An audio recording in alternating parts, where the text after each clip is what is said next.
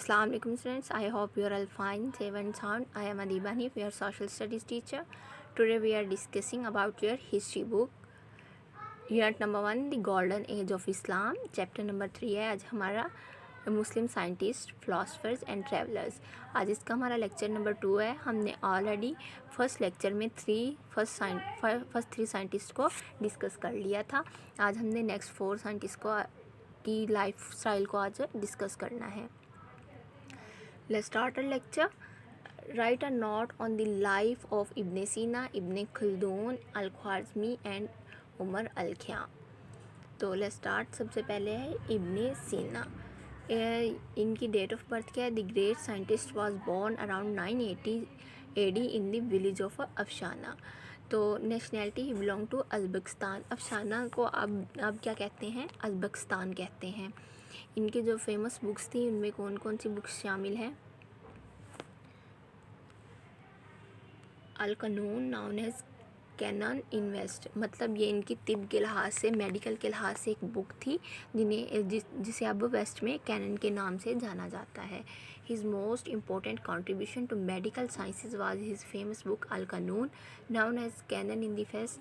मतलब इनकी सबसे ज़्यादा इम्पोर्टेंट जो कंट्रीब्यूशन थी, अचीवमेंट्स थी, वो इनकी यही बुक थी. Ibn Sina contribution range from medical, psychology, pharmacology to geology, physics, astronomy, chemistry and philosophy. इन्होंने इन सब फील्ड्स में थोड़ा बहुत वर्क किया हुआ है. आगे नेक्स्ट हमारे पास जो साइंटिस्ट हैं वो हैं Ibn Khaldun. Ibn Khaldun was born in 1332 AD. ये 1332 में बॉर्न हुए थे. He was a north African Arab historiographer and historian. Historiographer किसे कहते हैं? जो हिस्ट्री को पढ़ता है, हिस्ट्री के बारे में जानता है या फिर हिस्ट्री को लिखता है. वो ये मतलब हिस्ट्री से रिलेटेड कोई भी काम करता है उसे हम क्या कहते हैं? हिस्टोग्राफर या फिर हिस्टोरियन.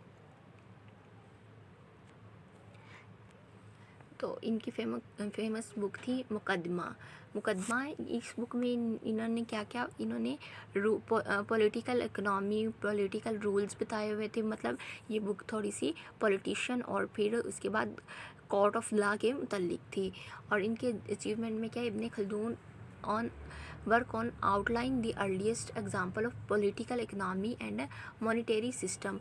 मतलब इन्होंने पॉलिटिकल इकनॉमी और मॉनिटरी सिस्टम पर वर्क किया था. मॉनिटरी सिस्टम मीन जो बैंकिंग का सिस्टम था, या फिर बैंकिंग का सिस्टम कहा जा सकता है, या फिर मनी से मुतालिक जो भी सिस्टम था. फर्स्ट इस्लामिक सिस्टम मतलब जो इन्होंने दिया था.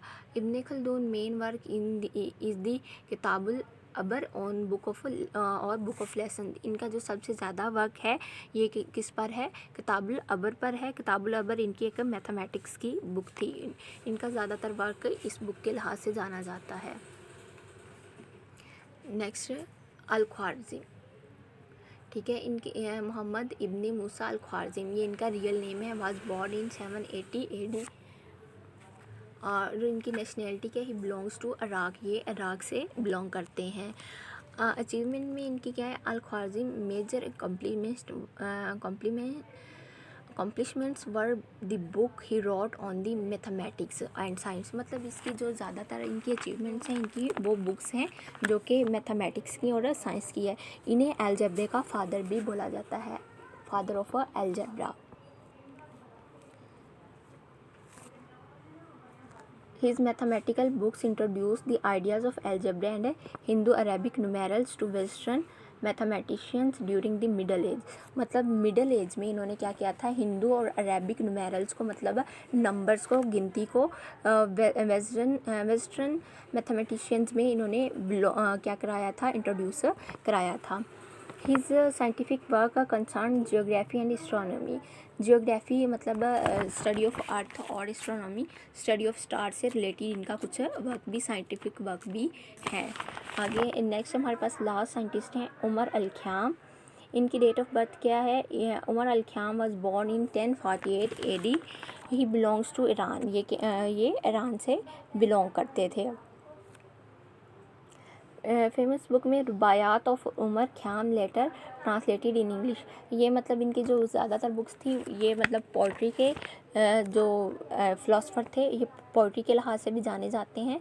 और इनकी जो सबसे इम्पोर्टेंट बुक थी वो एक रुबायात ऑफ उमर ख़याम है, जो कि लेटर बाद में इंग्लिश में भी ट्रांसलेट किया गया था। As a mathematician he is most notable for his work on classification and solution of cubic equations. हमने मैथ्स में क्यूब वाली इक्वेशंस को सॉल्व किया ना, जो 8 3 होता है, इस तरह क्यूब होता है, उन इक्वेशंस को के लिहाज से इन्होंने सॉल्यूशंस भी दिए थे और उनकी क्लासिफिकेशन भी की थी। Where he provided geometric solution by the intersection of conics. मतलब कॉनिक्स के इंटरसेक्शन का ज्योमेट्री में भी इन्होंने वर्क किया था। Khayyam also contributed to the understanding of the parallel axiom। Parallel axiom मतलब क्या है? ऑक्सियम मीन महवर को कहते हैं, एक्सिस से ये वर्ड निकला हुआ है। मतलब ज्योमेट्री में जो एक्सिस का कंसेप्ट था उस पर भी इन्होंने वर्क किया था। ओके स्टूडेंट्स, आई होप आपको ये लेक्चर समझ आ गया होगा। आपने इस लेक्चर को लर्न भी करना है और अपनी नोटबुक्स पे राइट नहीं करेंगे, आप इन्हें जस्ट मार्क कर लेंगे। और उसके बाद आपने जो नोटबुक का वर्क करना है वो ये क्वेश्चन है, in your notebook right the contribution of each of the following. अब मैंने आपको हर साइंटिस्ट की, इब्ने बतूता की, इब्ने खल्दून, अल ख्वारिज़मी, उमर अल ख़याम, अल बैरूनी, इब्ने रुश्द और इब्ने सीना, इन सब की अचीवमेंट्स कराई हुई हैं। आपने ये अचीवमेंट्स क्या करनी है, अपनी नोटबुक पे राइट करनी है। ये आपके लिए क्लास वर्क है। ओके स्टूडेंट्स, अल्लाह हाफिज़।